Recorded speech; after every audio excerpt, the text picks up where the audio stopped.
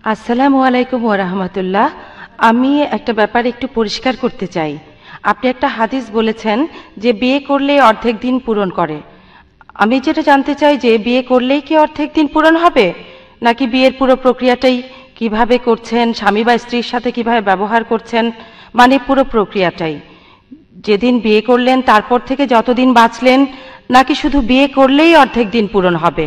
বোন, আপনি খুব সুন্দর প্রশ্ন করেছেন। একটা হাদিসের কথা বললেন যে বিয়ে করলে অর্ধেক দিন পূরণ হয়। এখানে কি বিয়ে করলে অর্ধেক দিন পূরণ হবে নাকি পুরো প্রক্রিয়াটাই ধরতে হবে?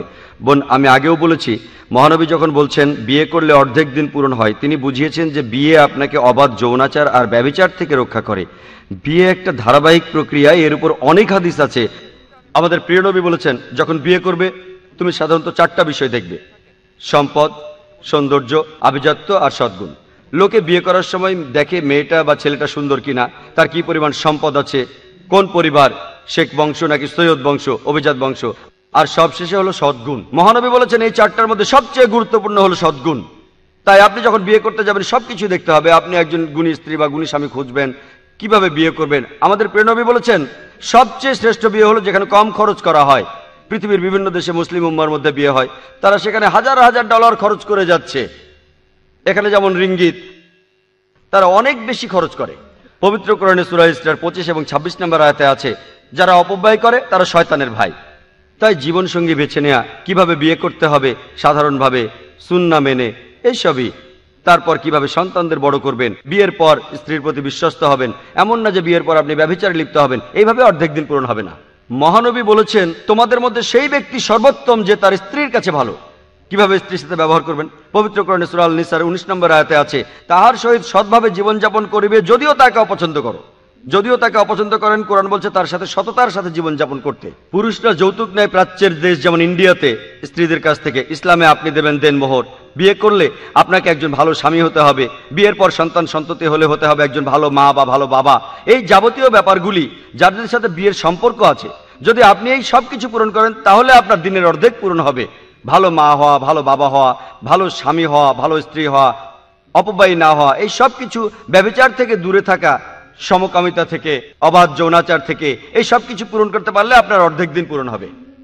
সেই জন্য আমাদের প্রিয় নবী বলেছেন বিয়ে করলে অর্ধেক দিন পূরণ হয়। অর্থাৎ বিয়ে করে যদি ইসলামের সব নিয়মগুলো মেনে চলেন, ইনশাআল্লাহ আপনার অর্ধেক দিন পূরণ হবে। আশা করি উত্তরটা পেয়েছেন।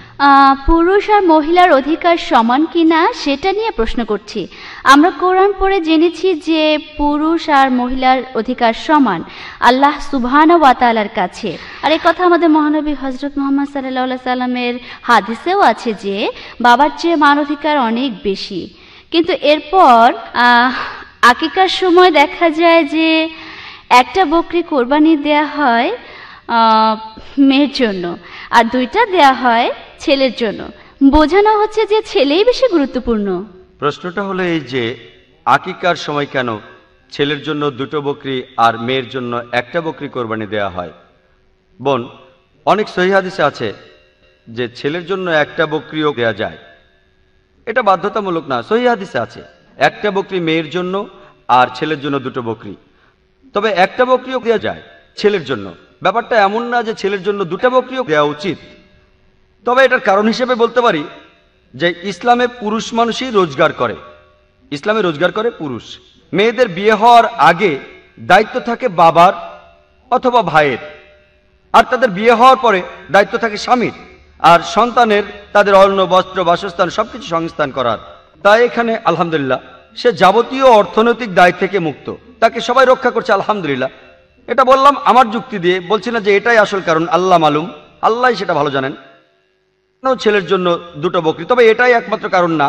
হতে পারে তার আর্থিক অবস্থা বেশ ভালো, তাই একজন মানুষ ছেলে হলে বেশি টাকা খরচ করতে চায়, এটা হতে পারে একটা কারণ, আল্লাহ ভালো জানেন। তবে বাধ্যতামূলকভাবে 2টো বকরি ছেলের জন্য এটা কোনো সহিহ হাদিসে নেই।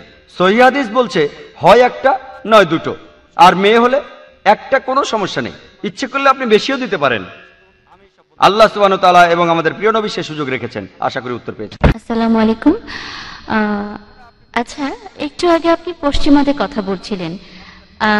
আমি কনভার্ট হয়েছি বা আপনার ভাষায় রিভার্ট হয়েছি। মুসলমান হওয়ার আগে ইসলাম সম্পর্কে আমার খুব খারাপ ধারণা ছিল। মানে আমি ইসলামকে ঘৃণা করতাম। এটার কারণ আমি যে মুসলমানদের দেখেছিলাম তারা ভালো ছিল না। আমি মনে করি আমরা যেভাবে অমুসলিমদের দাওয়াত ডাকছি এটা খুব কঠিন হয়ে যায়। আমি আমার ফ্যামিলির সাথে কথা বলতে পারি না, কারণ আমরা পুরো চিত্রটা যেভাবে তুলে ধরি। আপনি যদি ইসলামের কথা বলেন তাহলে বলবো হ্যাঁ এটা খুব ভালো একটা ধর্ম, একমাত্র সত্য ধর্ম, কিন্তু সবসময় অন্যের সমালোচনা করাটা কি ঠিক? মানে এভাবে কথা বলাটা ঠিক না। পশ্চিমাদের এত বেশি সমালোচনা করা, আপনি যেসব ধর্ষণের কথা বলছেন মুসলমান দেশেও সেটা হয়, মধ্যপ্রাচ্যের দেশেও হয়, হয়তো এত বেশি রিপোর্ট সেখানে করা হয় না, কিন্তু এখানেও সেটা হয়। তাহলে পশ্চিমাদের উপর এত আক্রমণ কেন? এবং আরেকটা ব্যাপার হলো মহিলাদের।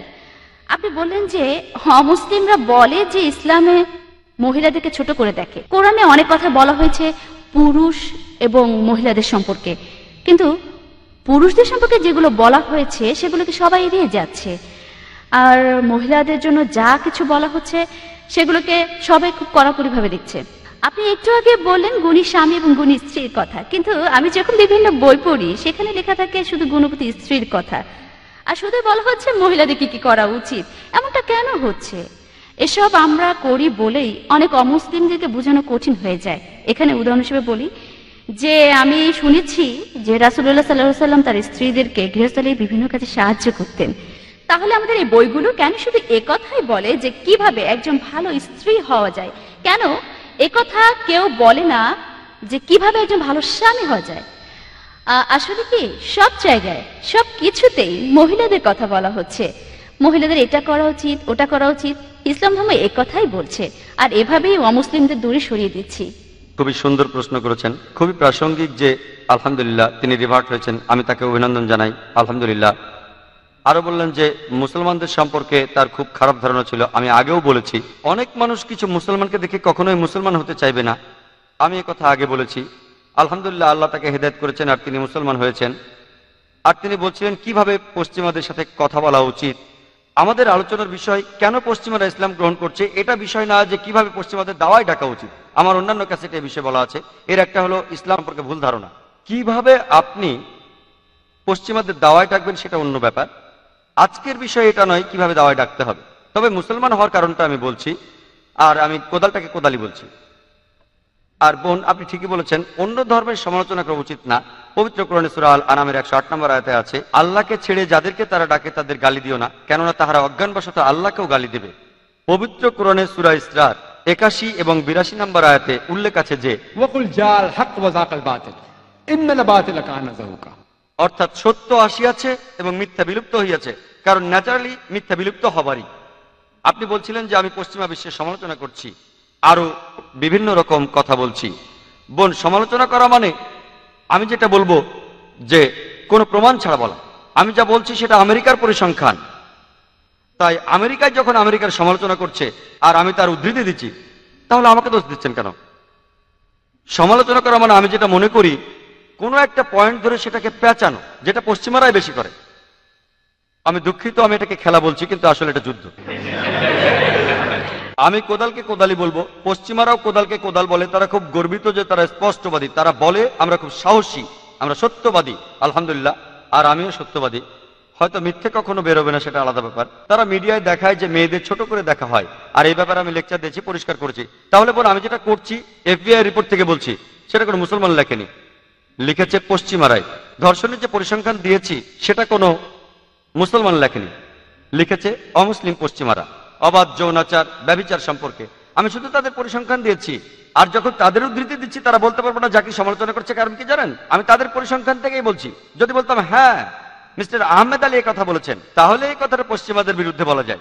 আমি আহমেদ আলী বা সুলতান ভাইয়ের কথা বলছি না, আমি তুলে ধরছি তাদের পরিসংখ্যান, আর এজন্য আমি ব্যবহার করছি আমার হিকমা। আপনি বললেন যে ধর্ষণের ঘটনা ঘটছে, অন্যান্য দেশেও এগুলো রিপোর্ট করা হচ্ছে না। বোন আমি আপনার সাথে একমত না। ধর্ষণ বেশি হয় পশ্চিমা দেশগুলোতে, ওখানে রিপোর্ট করা হয় না। এটা ওখানে খুবই সাধারণ। ধর্ষণ এতই সাধারণ ঘটনা যে রিপোর্টই করা হয় না। পশ্চিমে কয়েকবার গিয়েছি, ধর্ষণে কোনো কেসই দেখিনি। এটা এতই সাধারণ, এতই দৈনন্দিন ঘটনা যে রিপোর্টই করা হয় না। বোন খবরের কাগজে ছোট্ট করে লেখা থাকে, অন্য কোনো দেশে যদি ধর্ষণ হয় হেডলাইনে আসবে। বলছি না যে এখানে ধর্ষণ হয় না, ধর্ষণ পুরো পৃথিবীতেই হয়। সব জায়গাতেই হয়। মুসলিম দেশের কথা বলেন, সেখানেও ধর্ষণ হয়। যেসব মুসলিম দেশে ইসলামী শরিয়া মেনে চলা হয় না সেখানে হয়। পৃথিবীর মধ্যে সবচেয়ে কম ধর্ষণ হয় কোন দেশে? পৃথিবীর মধ্যে সবচেয়ে কম, সেটা হলো সৌদি আরব। সবচেয়ে কম, সেখানেও ধর্ষণ হয়। আমি বলছি না যে ধর্ষণ হয় না। পৃথিবীর সব গোত্রে কিছু কুলাঙ্গার থাকে, তবে পুরো পৃথিবীর মধ্যে সবচেয়ে কম ধর্ষণ ঘটে সেটা হলো সৌদি আরবে। পৃথিবীর মধ্যে সবচেয়ে কম ডাকাতির ঘটনা ঘটে সৌদি আরবে। হ্যাঁ, অনেক মুসলিম দেশ আছে যারা ইসলাম অনুসরণ করে না, তারা হলো নকল মুসলমান। রিপোর্ট করা হলে অন্যান্য দেশে সেটা খবরের কাগজের হেডলাইন হয়, কারণ ধর্ষণ হলো একটা কলঙ্কিত ঘটনা। আর আমেরিকায় এটা দৈনন্দিন জীবন। যেমন একজন ডাক্তারের ঘটনা, রোগী বলল তার যৌন রোগ আছে, ডাক্তারও বলল তারও আছে। অবাক হওয়ার কিছু নেই, তারা আসলে নির্লজ্জ। আমার কাছে তারা নির্লজ্জ, তাদের কাছে এটা ঠিক। তাই বোন, আমি যখন সত্যি কথাটাই বলছি আমাকে বলতেই হবে। আমি সবচেয়ে ভদ্র ভাষায় বলেছি জনগণের সম্পত্তি, তবে এটাই সত্যি। লোকে হয়তো বলবে সমালোচনা করছি, কিন্তু কোদালকে কোদালি বলবো। আর এভাবে বলাটাই পশ্চিমারা বেশি পছন্দ করে, আলহামদুলিল্লাহ। প্রথম প্রশ্ন, তাদের সমালোচনা করছি, আসলে তাদের পরিসংখ্যানটাই বলছি। যেমন কোরআন বলছে হিকমার সাথে দাওয়া দিতে। ادعو الى سبيل ربك بالحكمه والموعظه الحسنه وجادلهم بالتي احسن।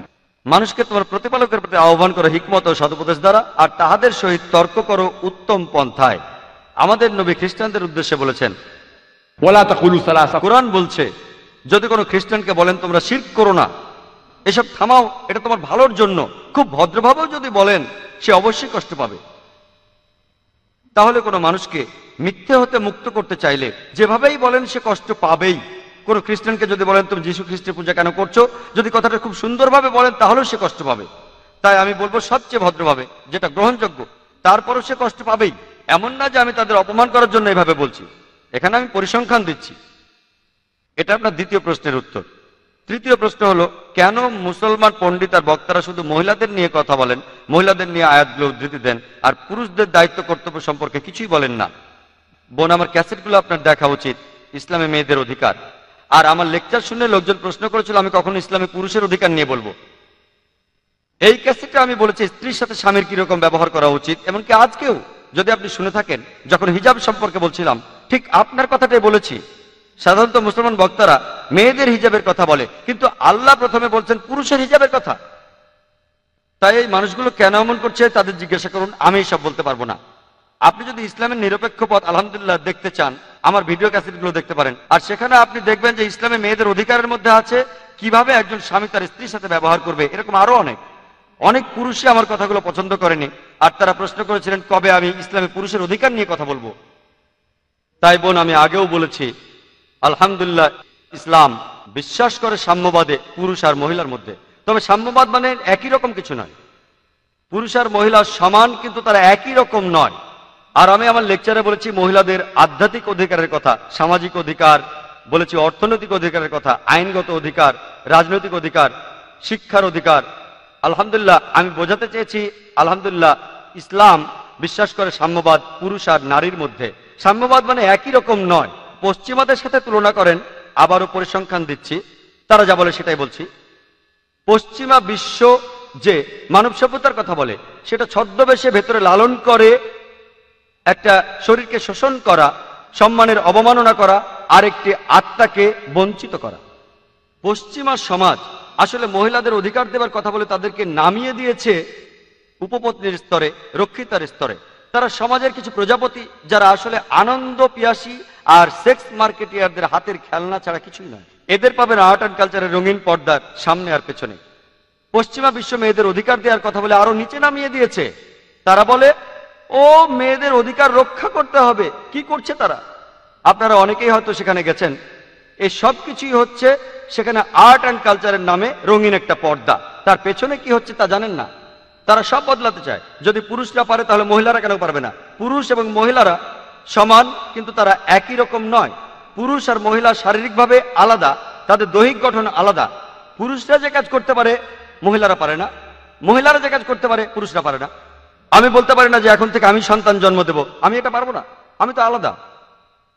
আর আপনি কি জানেন ইসলামে, আমি কয়েকটা উদাহরণও দিয়েছিলাম আমার লেকচারে, ইসলামে বাবা মায়ের প্রতি ভালোবাসা ও সাহচর্যের ব্যাপারে আমাদের প্রিয় নবী বলেছেন সহিহ বুখারীতে 8 নম্বর খণ্ডে বুক অব আদবে অধ্যায় 2 হাদিস নাম্বার 2-এ এক লোক নবীজির কাছে এসে প্রশ্ন করলো, এই পৃথিবীতে আমি সবচেয়ে বেশি সাহচর্য আর ভালোবাসা দেব কাকে? নবীজি বললেন, তোমার মাকে। লোকটি বলল, এরপর কাকে? নবীজি বললেন, তোমার মাকে। লোকটি আবার প্রশ্ন করলো, এরপর কাকে দেব? নবীজি তৃতীয়বারও বললেন, তোমার মাকে। লোকটি আবার প্রশ্ন করলো, এরপর কাকে দেব? চতুর্থবারে নবীজি বললেন, তোমার বাবাকে। তার মানে 75% ভালোবাসার সাহচর্য, অর্থাৎ 3/4 ভালোবাসার সাহচর্য দাবিদার মা, বাকি 25% 4/1 দাবিদার হলেন বাবা। এক কথায় মা পাচ্ছেন গোল্ড মেডেল, মা পাচ্ছেন সিলভার মেডেল, মা পাচ্ছেন ব্রোঞ্জ মেডেলটাও। বাবাকে শুধুমাত্র একটা সান্ত্বনা পুরস্কার নিয়ে সন্তুষ্ট থাকতে হচ্ছে। আর এগুলো ইসলাম মানুষকে শেখায়, এগুলোই নবীজি আমাদের শিখিয়েছেন। এখন আমি বলতে পারবো না যে ও মাকে তো এত সম্মান দেওয়া হচ্ছে, তাহলে আমিও সন্তানের জন্ম দেবো, আমি তো পারবো না এটা। তাই পুরুষ আর মহিলা সমান, কিন্তু তারা একই রকম নয়। উদাহরণস্বরূপ ধরুন, একটি ক্লাসে দুজন ছাত্র আছে, এ আর বি। তারা দুজনেই 100-র মধ্যে 80 পেল, দুজনেই ফার্স্ট হলো। কিন্তু যদি কোশ্চেন পেপারটা ভালোভাবে দেখেন, সেখানে 10টা প্রশ্ন ছিল, প্রত্যেকটাতে 10 নম্বর। 1 নম্বর প্রশ্নের উত্তরে যার নাম এ, সে 10-এর মধ্যে 9 পেয়েছে। তাহলে এ 10-এ 9 পেয়েছে, আর বি সে পেয়েছে 10-এ 7। তাহলে 1 নম্বর প্রশ্নে এ বি এর থেকে সুবিধাজনক অবস্থানে আছে। 2 নম্বর প্রশ্নে বি 10-এর মধ্যে 9 পেল, আর এ পেল 7। 2 নম্বর প্রশ্নে বি কিছুটা সুবিধাজনক অবস্থানে আছে। বাকি 8টা প্রশ্নের উত্তরে দুজনেই 10-এ 8 পেল। তাহলে সব মিলিয়ে যদি যোগ করেন, দুজনে 100-তে 80 পেল, দুজনেই সমান। তবে 1 নম্বর প্রশ্নে এ বি এর থেকে একটু ভালো অবস্থানে ছিল, 2 নম্বর প্রশ্নে বি এর থেকে ভালো অবস্থানে ছিল। তাহলে পুরুষ আর মহিলা সমান, কিন্তু তারা এক নয়। ধরুন আমার বাড়িতে ডাকাত আসলো ডাকাতি করতে, আমি কিন্তু বলবো না আমি বিশ্বাস করি মেয়েদের সমান অধিকার, সবার সমান অধিকার। আমি আমার স্ত্রী আর বোনকে বলবো না তোমরা গিয়ে মারামারি করো। আল্লাহ পবিত্র কোরআনে সূরা আল নিসার 34 নম্বর এবং 35 নম্বর আয়াতে বলছে, আল্লাহ পুরুষকে বেশি শারীরিক শক্তি দিয়েছেন, তাহলে শারীরিক শক্তির দিক থেকে পুরুষ সুবিধাজনক অবস্থানে আছে, তাই সে মহিলাদের রক্ষা করবে। তাহলে শক্তির বেলায় পুরুষ এগিয়ে আছে। আর যে উদাহরণটা দিয়েছিলাম সাহচর্যের কথা বলে, মা বাবার চেয়ে অনেক বেশি সম্মান পাচ্ছেন। তাই কিছু কিছু ব্যাপারে পুরুষ সুবিধাজনক অবস্থানে আছে, আর কিছু কিছু ব্যাপারে মহিলারা সুবিধাজনক অবস্থানে আছে। সব মিলিয়ে পুরুষ আর মহিলা সমান। আর আপনি ঠিক বলেছেন বোন, যে আপনি ইসলামের শিক্ষা গ্রহণ করছেন, আলহামদুলিল্লাহ, খুবই ভালো। অনুসারীদেরকে দিয়ে ইসলামকে বিচার করবেন না। যদি করতে চান, আমাদের প্রিয় নবী মুহাম্মদ সাল্লাল্লাহু আলাইহি ওয়াসাল্লামের কথা দিয়ে বিচার করুন। তাহলে আপনি যেটা করতে পারেন, বললেন যে স্বামীর কর্তব্য, এর উপর ইসলামে কোনো বই নেই, পুরুষের কি করা উচিত, ইনশাআল্লাহ আপনি রিসার্চ করুন, তারপর আপনি লেকচার দেবেন। আলহামদুলিল্লাহ, ইনশাআল্লাহ আল্লাহ আপনাকে সাহায্য করবেন। আর আপনি অনেক ভালো কাজ করতে পারবেন, কারণ আপনি রিভার্টে কেউ লেকচার দিলে বেশি প্রভাব পড়বে, আলহামদুলিল্লাহ। তাহলে বোন, ব্যাপারটা হলো এই, আমি একমত, সব জায়গায় কিছু কুলাঙ্গার থাকে। আমরা যেটা করব, আমরা ভালোগুলো বেছে নেব।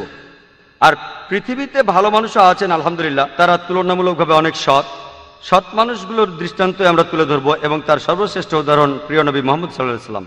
ইনশাআল্লাহ যদি নিরপেক্ষ দৃষ্টিতে দেখতে চান, আপনি বললেন যে লোকজন বক্তারা শুধু বলেন মেয়েদের এটা করা উচিত, ওটা করা উচিত, আমি অনুরোধ করব আমার ক্যাসেটগুলো দেখলে ইনশাআল্লাহ আপনার ধারণা বদলে যাবে। আশা করি উত্তর পেয়েছেন।